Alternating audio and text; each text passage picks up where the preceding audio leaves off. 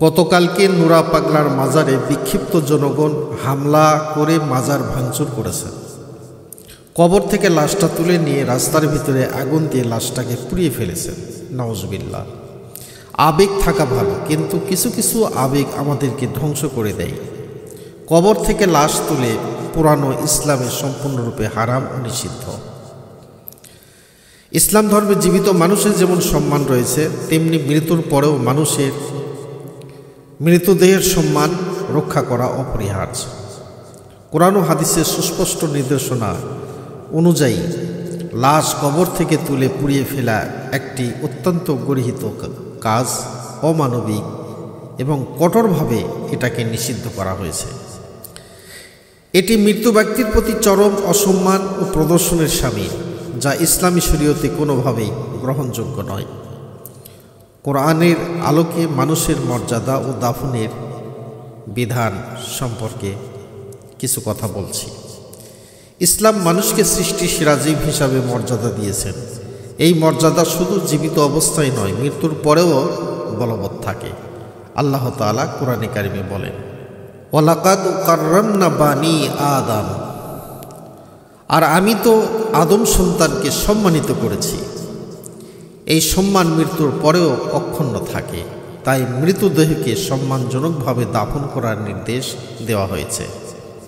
আল্লাহ তাআলা পৃথিবীতে দাফনের ব্যবস্থা করেছেন, যা মানুষের জন্য একটি নিয়মিত। তাই তিনি বলেন, সুম্মা আমাতাহু ফা আখবারা, অতঃপর তিনি তাকে মৃত্যু দেন এবং কবরস্থ করেন। এই আয়াত দ্বারা প্রমাণিত হয় যে মৃত ব্যক্তিকে কবর দেওয়া বা দাফন করাই হলো আল্লাহর নির্দেশিত স্বাভাবিক নিয়ম।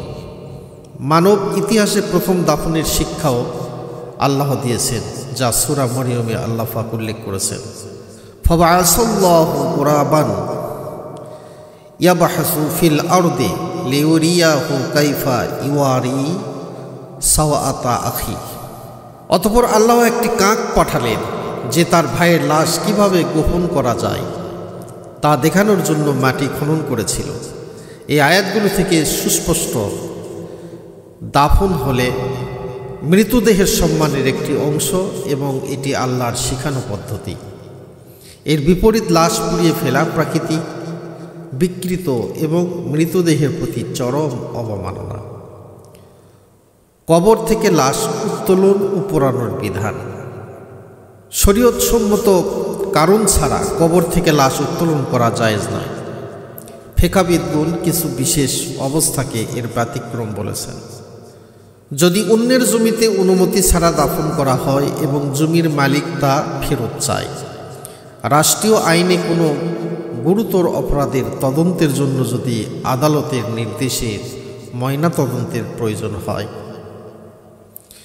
দাফনের সময় কোনো মূল্যবান জিনিস কবরে থেকে এলে এই কারণে কবর থেকে লাশ উঠানো যাবে। তবে এসব ক্ষেত্রে অত্যন্ত সম্মান ও সতর্কতার সাথে লাশ উত্তোলন করতে হবে। নিছক ঘৃণা, বিদ্বেষ বা কুসংস্কারের বশবর্তী হয়ে কবর থেকে লাশ তোলা কঠোরভাবে নিষিদ্ধ।